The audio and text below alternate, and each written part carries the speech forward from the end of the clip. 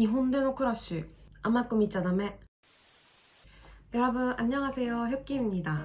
오늘은 제가 일본에서 살면서 힘들었던 점, 빡센 점에 대해서 이야기를 해볼까 하고 이렇게 영상을 켜게 됐는데요.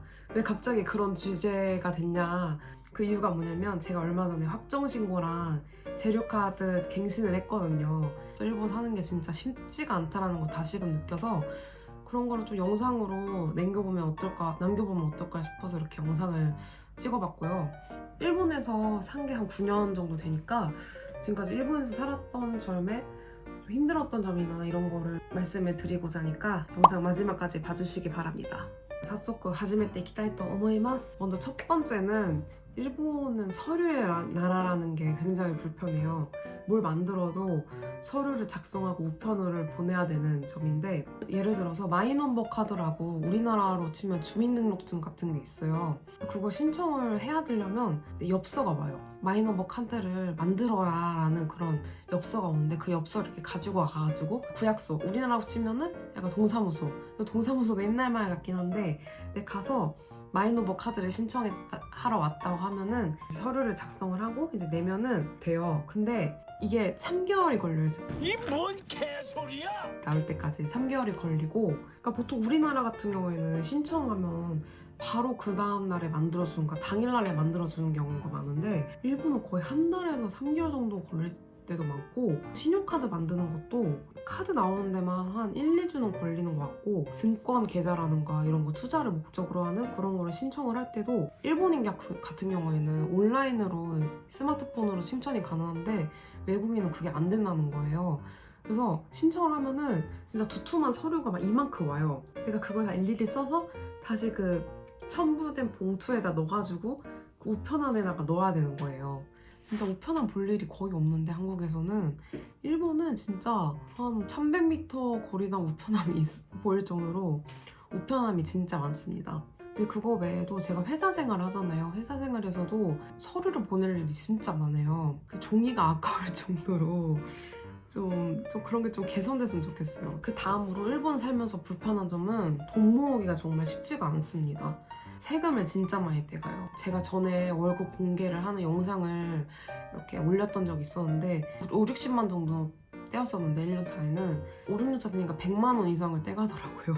세금이 거의 20% 이상은 떼가는 것 같아서 막상 많이 받았는데 뚝뚝 열어보면은 나라에 기부하는 돈이 훨씬 많아서 그런 점에 대해서는 진짜 돈 모으기가 쉽지가 않고, 그리고 제가 도쿄에 사는데 도쿄 월세가 장난이 아니에요. 사람 살만한 집에 살려면은 기본 8만엔에서 9만엔 정도는 기본으로 들고, 이제 일본 또 광열비라든가 전기세, 뭐 가스비 이런 게 훨씬 우리나라보다 비싸기 때문에 기본 한 8천엔, 만엔 정도 나오는 것 같거든요. 그러니까 그냥 10만 원 돈이 나간다고 생각하시면 돼요. 거기다가 교통비, 뭐 회사 가는 교통비라든가 어디 놀러 가는 날에도 기본 1시간 거리는 거의 10,000원 정도 든다 생각하시면 돼요. 그러니까 한 달 생활비가 좀만 쉬었는데도 100만 원이 빠지는 거죠. 한국은 전세 제도가 있잖아요.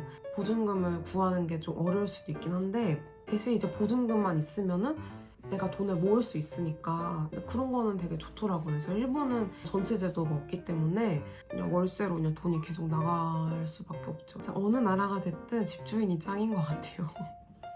그리고 다음은 일본은 자연으로 인한 피해가 좀 많다고 생각이 들어요. 여러 가지가 있긴 한데, 일단은 지진이 좀 가장 큰 게 있죠. 안 날 때는 안 나는데 어느 순간 잊어버릴 만한 치면 이제 지진이 좀 나거든요. 이렇게 자고 있으면은 저희 두두두두두 이렇게 울리면서 지진이 왔다 이런 것도 있고, 그 핸드폰에서 엄청 큰 이제 사이렌 소리가 나거든요. 그러면 또 이제 깨요. 이제 12시 막 3, 4시 때 새벽 오면 깨니까 한번 깨면은 또 신경 쓰이고 잠 안 들고 그러잖아요. 그런 것 때문에 좀 지진으로 인한 불편함 이런 거는 항상 큰 것 같아요.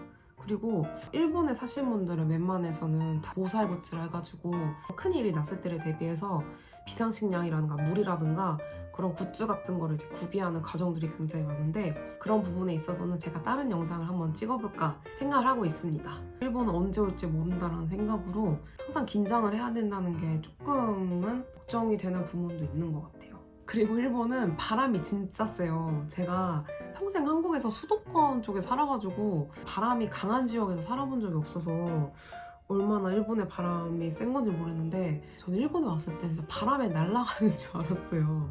바람이 세서 집이 흔들릴 정도예요, 여러분. 그래서 제가 걱정이 돼서 검색을 해봤더니 바람에 흔들리는 게 자연스러운 거라고 하더라고요. 그래서 일본은 워낙 지진이 많고 내진 설계가 잘 되어 있기 때문에 강한 바람에도 흔들리게 되는 설계가 되어 있다고 합니다. 비라든가 태풍이라든가 눈에 대해서도 일본이 엄청 취약한데 특히 교통기관이 마비되기가 쉬워요. 일본은 지하철뿐만 아니라 지상철이라고 이제 지상에서 다니는 노선이 많기 때문에 눈이라도 좀 내리면은 회사에서 빨리 집으로 가라고 이렇게 경계를 내요. 왜냐하면 교통기관이 마비가 되면 집에 못 가니까.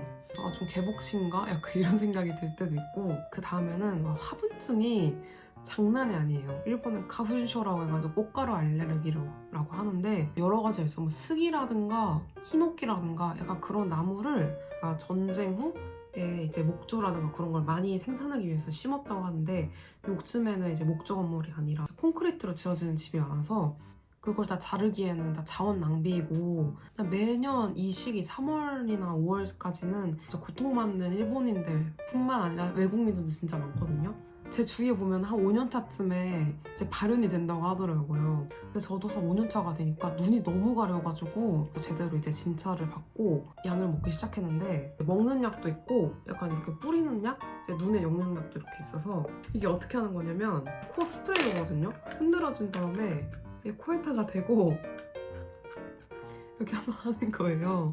그래서 이거를 뿌리고 광명을 찾았습니다. 화분증이 진짜 빡센 게 아침에 일어나면은 콧물도 엄청 많이 나고 눈 못 뜰 정도로 진짜 살배짐이 엄청 하락이 돼요. 이 시기가 되면은 화분증 관련 이제 알레르기 약으로 테레비CM 엄청 한다는가 고글 같은 안경 같은 거 쓰고 일하시는 분들도 있고 그러니까 오죽하면은 제약회사의 음모가 아니냐라는 말이 들 정도로 아직 안 끝났어요. 자연에 대한 피해가 아직 안 끝났는데 벌레가 진짜 크고 진짜 많아요. 일본은 진짜 고온다습한 환경이라서 우리나라 벌레 크기에 1.5배에서 2배 정도는 된다라고 생각하시면 편하실 거예요. 저희 집 근처가 이제 고원이어가지고 여름에 매미가 엄청 많거든요.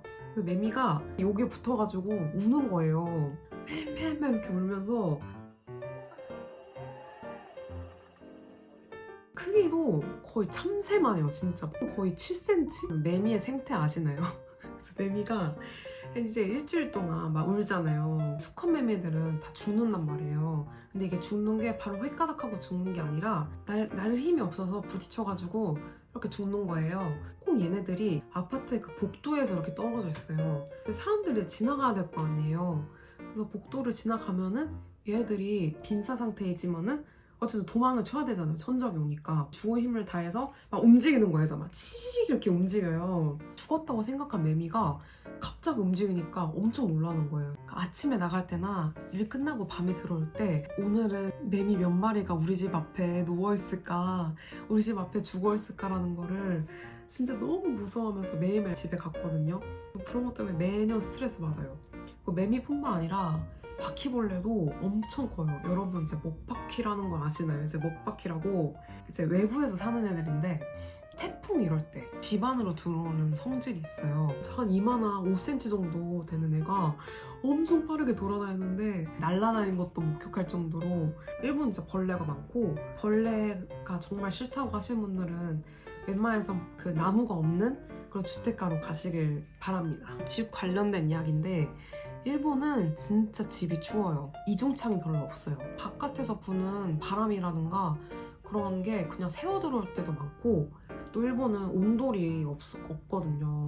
바닥도 엄청 추워요. 그래서 다들 슬리퍼 신고 다닐 정도로 난방이 잘 안 돼 있고 저는 한국 올 때마다 바닥에서 자거든요. 너무 따뜻해가지고 일단 바닥 난방이 그러니까 그 정도로 그런 온돌이라는 문화에 아주 선조분들의 지혜에 정말 감사하면서 제가 한국 올 때마다 한국인이라는 자긍심을 느낀답니다. 제가 볼 때 기술이 없는 게 아니에요. 삿포로는 다 이중샤시하고 되게 집 따뜻하다고 하는데 도쿄는 제가 볼 때는 집 만들면 어쨌든 도쿄 사람들이 많이 사니까 그렇게까지 안 해도 사니까 여름에도 진짜 더워서 에어컨 무조건 필수이고 습기가 생각보다 조절이 잘 안 돼요. 그래서 겨울 같은 경우는 가습기도 필수입니다. 이거 보이시나요? 뒤에? 이거 조지루시 가습기거든요. 가열시 조지루시 가습기를 매일매일 틀고 살고 있답니다. 그리고 그 다음으로는 일본은 확실히 개인주의적인 사회 풍조가 돼 있어서 친구 만들기가 좀 어렵다고 생각이 들어요. 개인 간의 거리가 한국보다 먼 느낌? 전통적인 메이아크 문화라고 해가지고 남에게 폐를 끼치면 안 된다는 그런 문화가 이제 내지있대로 이게 일본 국민성이 있어서 그런 건지 모르겠지만 예를 들어 우리나라 같은 경우에는 회사 생활을 해도 즐겁게 술을 마신다거나 밥을 먹으면은 그 다음날에도 그 사람이랑 좀 친해진다는 느낌이 있잖아요. 근데 일본은 그러니까 리셋이라는 말을 하면 너무 좀 간 것 같긴 한데 한국처럼 나카마다 동료다 약간 이런 의식이 생길 때까지가 생각보다 좀 많이 시간이 좀 많이 걸리는 것 같아요. 저는 그 신졸 때 같은 동기 여자애가 있었는데 출근하는 길에 그 여자를 만난 거예요. 그래서 회사는 아니고 출근하는 길이었거든요.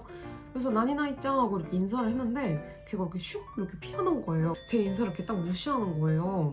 제가 뭔가 잘못을 했나 이런 생각이 들 정도로 진짜 좀 놀랐는데 근데 회사에 들어가니까 회사에서는 서슴없이 저한테 말을 해주는 거예요. 확실히 일본은 공과 사를 엄청나게 가르면서 사람을 사귄다는 느낌? 그러니까 그 친구한테는 나는 이제 회사 동기니까 회사에서는 인사는 받아주되 회사가 아닌 바깥에서 내가 인사를 했을 경우에는 뭔가 별로 하고 싶지 않았던 거죠.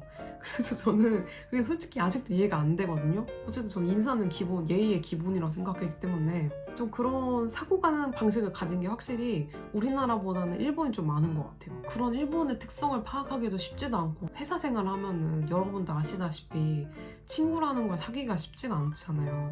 그래서 저도 지금 만나는 일본 친구들도 다 대학생활 때 사귄 친구들이어가지고 일을 하려고 이제 일본에 오신 분들 중에서 친구 사귀기가 진짜 힘들다라는 생각이 들어요. 마지막으로 제가 일본에 살면서 불편하다고 느낀 점은 언제나 나는 한국인이고 일본에서 이방인이라는 거를 생각하면서 살게 되는 것 같아요. 예를 들어 회사분들이 한국은 어떻게 생각해? 한국인은 이런 거에 대해서 어때? 약간 그런 걸 질문을 했을 때도 한국인의 대표로서 말을 해야 된다는 좀 압박이라 해야 될까요? 약간 그런 프레셔가 좀 있더라고요. 그럼 하나하나 한국에 관련해서 좀 대답을 할 때 좀 조심하게 이야기를 하게 되고 또 이제 지하철을 타면은 이제 사람들이 핸드폰 하는 게 뭐 하는지 좀 보인단 말이에요. 보고 싶지 않아도. 제가 이제 한국어로 카톡을 한다던가 한국 뉴스 같은 거 보면은 시선이 느껴지는 경우도 있거든요. 생긴 것도 좀 한국인처럼 생겼고 그러다 보니까 좀 그런 거에 있어서 웬만해서 전철에서는 한국 관련 거를 좀 안 보는 게 낫지 않을까 해서 잘 안 보게 되는 경우도 있고 혹시 모르잖아요. 제가 약간 그런 차별적인 거를 받을 가능성이 있으니까 저도 일본 지하철에서 한국인 친구랑 이야기하다가 조센징이라고 이렇게 차별 발언을 받은 적도 있거든요. 그렇기 때문에 내가 항상 이방인이라는 거를 의식하면서 이렇게 살게 되는 것 같아요. 그것뿐만 아니라 일본 사람들만이 그러니까 옛날부터 알고 있는 그런 문화적인 부분도 이해를 잘 못한다는 것에 대한 약간 소외감 같은 것도 느껴지고 그러니까 그런 다방면적인 부분에서 영원히 나는 일본에서 이방인이겠구나 라는 생각이 들어요. 근데 그게 싫다는 게 아니라 자연스럽게 이해하면서 난 그렇게 살아야겠다라는 거를 그냥 인정이라고 해야 될까요? 약간 그렇게 되는 것 같아요, 점점. 진짜 일본 살면서 좀 마음이 아픈 점은 제가 부모님을 자주 못 찾아뵙는 게 좀 마음이 아파요. 제가 한국에 많이 가봤자 1년에 한 두세 번? 뭐 골든위크라든가 연말연시 부모님이랑 만날 수 있는 날이 몇십 번 정도밖에 안 된다. 수적으로 계산을 하면은 그런 거 본 순간 너무 뭔가 가슴이 아프더라고요. 그러니까 진짜 불효하는 것 같고 부모님도 나이가 들어가시는 게 보이고 항상 걱정을 하시는 거죠. 얘가 밥 먹는 것도 잘 먹고 다니는지 힘든 건 없는지 그런 거에 있어서 자주 찾아뵈려고 노력하고 있고 전화도 항상 이제 일주일에 한 두세 번 이상은 하려고 이제 노력을 하고 있긴 한데 가족을 더 못 만난다? 라는 거가 확실히 좀 마음이 좀 아프고 그런 점도 있어요. 그러니까 한국이랑 비교하면 확실히 일본은 가성비나 효율성이 좀 많이 떨어지는 나라이지 않나 라는 생각이 들어요. 근데 그래도 그만큼 제가 어떤 그런 점을 상쇄할 만한 그런 삶이 있으니까 제가 이렇게 일본에서 계속 할 수 있는 거겠죠? 그러면 오늘 영상은 여기까지 마치도록 하겠습니다. 그러면 또 다음 영상에서 봐요, 여러분. 사요나라.